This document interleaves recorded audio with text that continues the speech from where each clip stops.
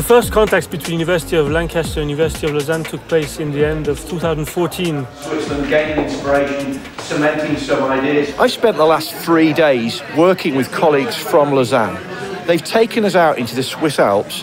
We've been totally inspired by what we've seen. Ultimately, for the valorization of these resources being to the motivation. It was quite clear from the beginning onwards that we clicked. Like it from your testimony, but going back to the cognitive research, this is a bit of a tangential answer to This privileged partnership is just made to happen. I see this privileged partnership that we have with Lausanne as an engine of collaboration that is driving both collaboration within the institutions but also between the institutions. The aim is to bring together our shared interests and our resources to push forward on both teaching and research fronts in ways that we wouldn't be able to do as separate institutions. So on that romantic but positive note... This summit is one of the ideas that emerged between our first meetings, namely the idea to have once a year a gathering of researchers from both sides on one specific topic. So people from business science, people from environmental science, and people from linguistics and English literature got together in a think tank and created this idea of addressing a responsible future. So you can add butter, you can add sugar, but at least if the porridge is cool, the day is cool. Our Earth is changing really quickly. Glaciers are melting, the temperature of the Earth is rising, precipitation patterns are changing. Things are changing around us all really quickly. We need to produce food, we need clean water, we need to find a way into a responsible future. One of the problems in the way in which universities are organized is they're organized in disciplinary ways. This means that in terms of the academic performance, the academics tend to publish in their journals, in their discipline.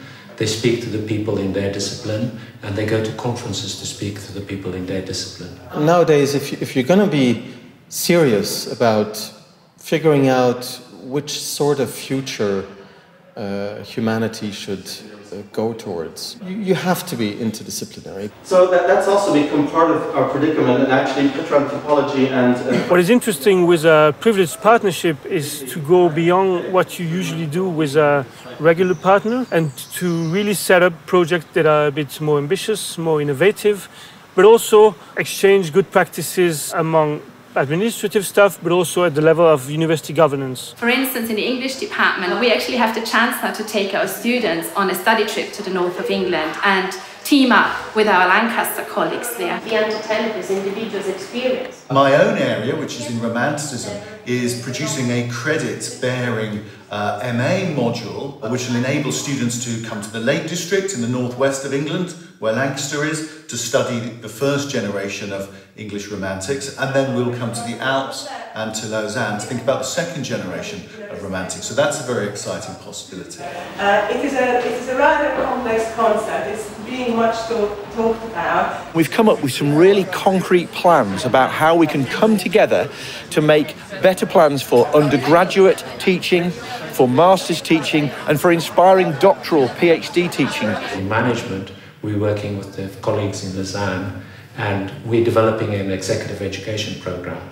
This can only go one way, and that is better education for the students, better opportunities for the academics, and hopefully a long-term impact. In the future, we intend to have more people, maybe from other faculties, bring new projects, and we are really looking forward to having this collaboration going on for the future.